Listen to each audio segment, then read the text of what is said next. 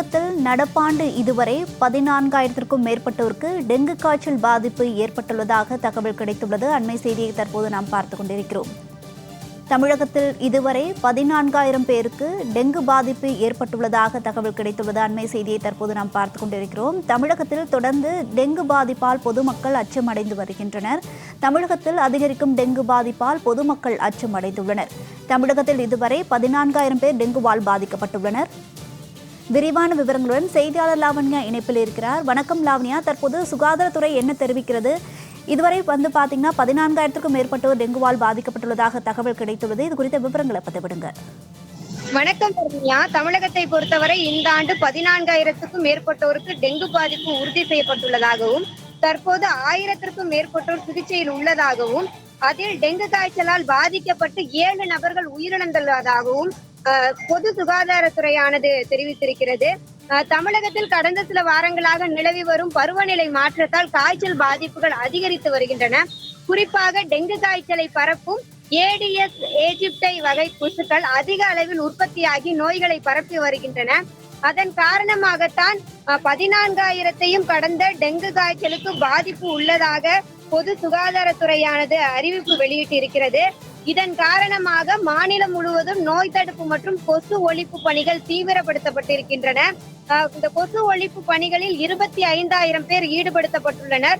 அவர்களுடன் ஊராட்சிக்கு ஒரு சுகாதார அலுவலரும், நகர்ப்புறங்களில் வார்டுக்கு ஒரு சுகாதார அலுவலரும், மாநகராட்சியில் தெருக்களில் அடிப்படையில் சுகாதார அலுவலர்களும் நியமிக்கப்பட்டு மருத்துவ கண்காணிப்புகள் தீவிரப்படுத்தப்பட்டிருக்கின்றன. காய்ச்சல் பாதிப்பு, மருத்துவ ஆலோசனைகள் மற்றும் சந்தேகங்களுக்கு 104 என்ற எண்ணுக்கு அழைக்கலாம் எனவும் மாநிலம் முழுவதும் மருத்துவ கண்காணிப்பை தீவிரப்படுத்தவும் குறிப்பாக வீடுகள் தோறும் கண்காணிப்பை முன்னெடுக்கவும் அறிவுறுத்தப்பட்டுள்ளது. இந்நிலையில் இரத்த வங்கிகளை தயார் நிலையில் வைத்திருக்கவும் அவசர கால சூழ்நிலைகளை சமாளிக்கும் வகையில் விரைவு உதவி குழுக்கள் அமைக்கவும் நடவடிக்கை எடுக்கப்பட்டிருக்கிறது.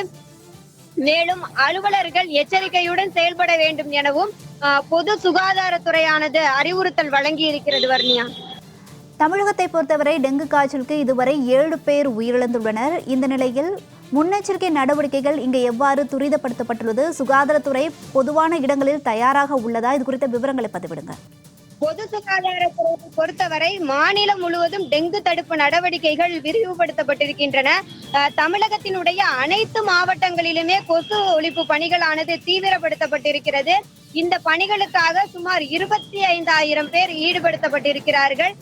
வார்டுகள் தோறும், தெருக்கள் தோறும், ஒவ்வொரு வீடு தோறும் கண்காணிக்கப்பட வேண்டும் எனவும் அறிவுறுத்தல் வழங்கப்பட்டிருக்கிறது. ஏனென்று சொன்னால் கடந்த 9 ஆண்டுகளில் 14,000க்கும் மேற்பட்ட டெங்கு பாதிப்புகள் என்பது சாதாரணமான விஷயம் அல்ல. அதிலும் 7 பேர் உயிரிழந்திருக்கிறார்கள் என்பது மிகப்பெரிய ஒரு அச்சத்தை ஏற்படுத்தக்கூடிய ஒரு விஷயமாகத்தான் இருக்கிறது. பருவநிலையினுடைய மாற்றங்களை கணிக்க முடியாத அளவிற்கு இருப்பதன் காரணமாக கொசுக்களினுடைய உற்பத்தி அதிகமாக இருப்பதன் காரணமாகத்தான் இந்த டெங்கு பாதிப்புகள் தமிழகத்தை இப்படி உலுக்கி வருகின்றன. ஆகவே நோய் தடுப்பு முன்னெச்சரிக்கையாக பல்வேறு நடவடிக்கைகளை பொது சுகாதாரத்துறையானது மேற்கொண்டு வருகிறது. அந்த வகையில் 25,000 பேர் இந்த கொசு ஒழிப்பு பணிகளில் ஈடுபடுத்தப்பட்டிருக்கிறார்கள். லாவண்யா, விவரங்களுக்கு நன்றி.